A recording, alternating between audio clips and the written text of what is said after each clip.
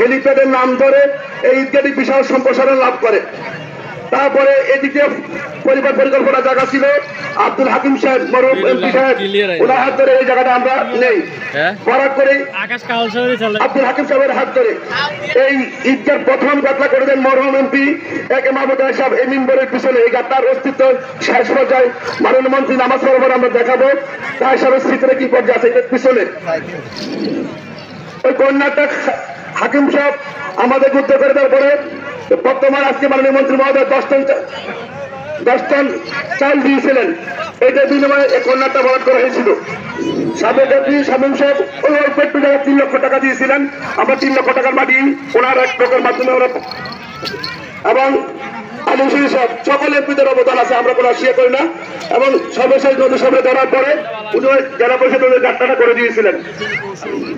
আর খালেদ সাহেব boundary wall করছেন, কিছু দিয়ে হালকা বাউন্ডারি করছিলেন সাবেক মেয়র বাহাদুর ভাই। আমরা সকলের কাছে কৃতজ্ঞতা প্রকাশ করি। আমরা মাননীয় মন্ত্রী মহোদয়ের আবেদন করবো যে কাপড় দিয়ে আমরা সামিয়ানা দিয়েছি তারপরে অংশটুকু কি অবস্থা দিয়ে চোখে থাকবেন রক্ষা করার জন্য টাকাটা ভালো করে তোমাদের সবাই রক্ষা করার জন্য এখানে অনেকে মাননীয় মন্ত্রী মহোদয় কমিটমেন্ট করেছে বাউন্ডারি ওয়াল করে উত্তর পাশে প্রায় 41 লক্ষ টাকা লাগবে। এখানে প্রায় যে আবুল কালাম 5,50,000, আবু তাহের 5 লাখ, আবুল কাসেম 1 লাখ, ও যে 50,000 খোকন এবং অনেক কমিটমেন্ট করছেন। তো এই দিক দিয়ে কাজ করতে অনেক টাকা লাগবে মাননীয় মন্ত্রী মহোদয়, আমরা আপনার দৃষ্টি আকর্ষণ করছি। পাশাপাশি এই মাঠটা আমরা ফাঁকা করে দিতে চাই।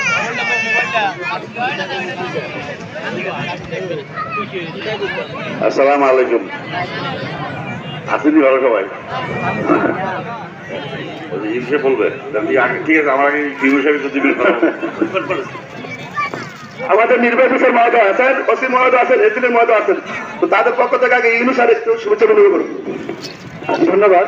প্রিয় বরুড়াবাসী, আপনাদের সকলকে সালাম ও শুভেচ্ছা জানাচ্ছি। আসসালামু আলাইকুম।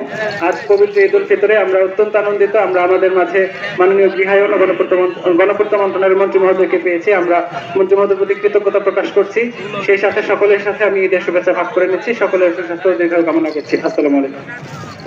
আমরা মন্ত্রী মহোদয় মাত্র 1 মাস হয়েছেন মন্ত্রী মহোদয় হয়েছেন, এর মধ্যে উনি যে প্রজেক্ট দিয়েছেন আপনার শুনে মানে আস্থার জন্য হতভম্ব হয়ে যাবে। এত কাজ উনি অলরেডি প্রজেক্টে ঢুকেছেন। যদি আল্লাহ ওনার স্বাস্থ্যটা ভালো রাখে, আল্লাহ যেন নেখার কাজ করে, একটু সময় পাইলে আমাদের ওরা কাজ বাকি থাকবে না।